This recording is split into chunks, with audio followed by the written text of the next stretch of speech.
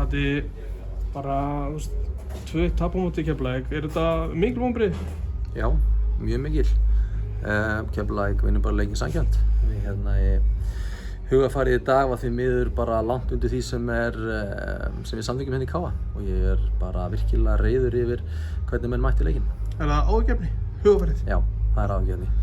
Eitthvað, þú veist, öskar einhver svona lausn á þig? Nei, það attitút. Þú veist, þú ert verið góður í fótbolta og æft uppspil og taktík og allt það en ef að grunnvinnan ekki í lagi, þá vinnur ekki fótboltaleiki.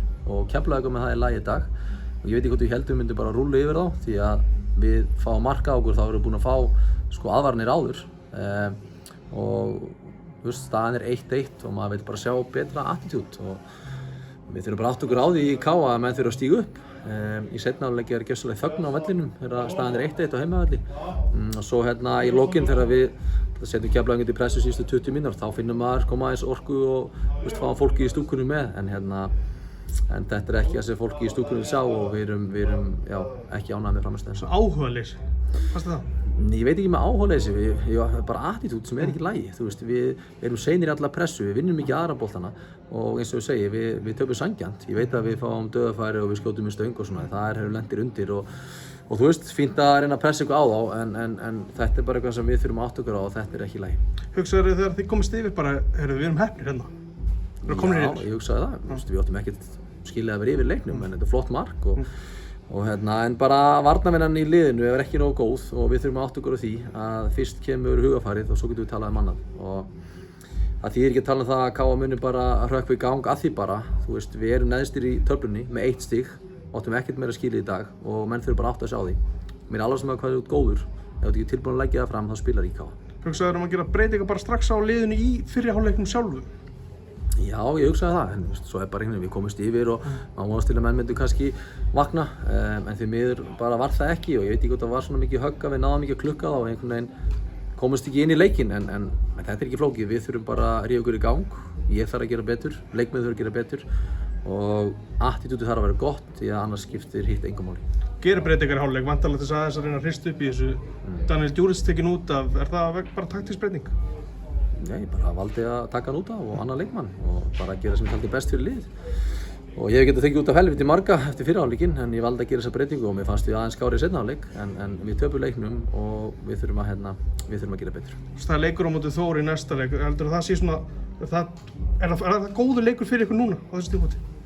Já, ég allavega rétt að vona það að menn mæti með alveg hugafar í þann leik.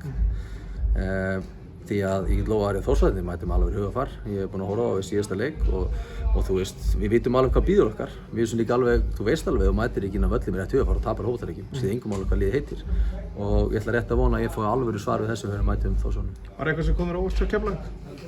Nei, mér finnst þið bara komir aðeins óvart hvað voru öflugir á boltanum. Þeir nýkomið eftir grasleik og já, annars lítið sko. Þeir spiluðu bara það kerfi sem við vissum og gerðu það fínt og mér finnst við líka láta á líta aðeins svo vel út vegna þess að við vorum ekki klárir.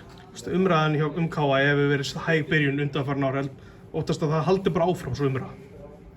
Já, örugglega, en bara, þú veist, mér er bara alveg sama með það. Þetta er fyrsti leikurinn sem ég kem hérna og er bara óánægður með hugafæri leikmönnum. Ég er óánægður með frammistöðuna.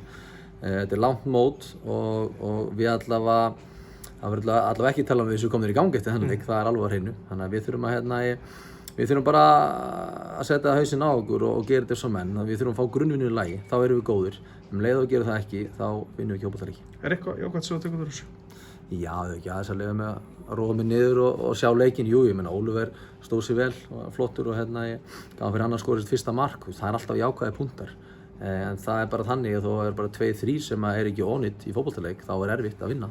Og það verður fleiri en það hjá okkur í dag. Fengu aukaspyrnu alveg í lokin til þess að koma boltanum inn í teg. Gríms ákveður að skjóta held ég. Svektu með hann?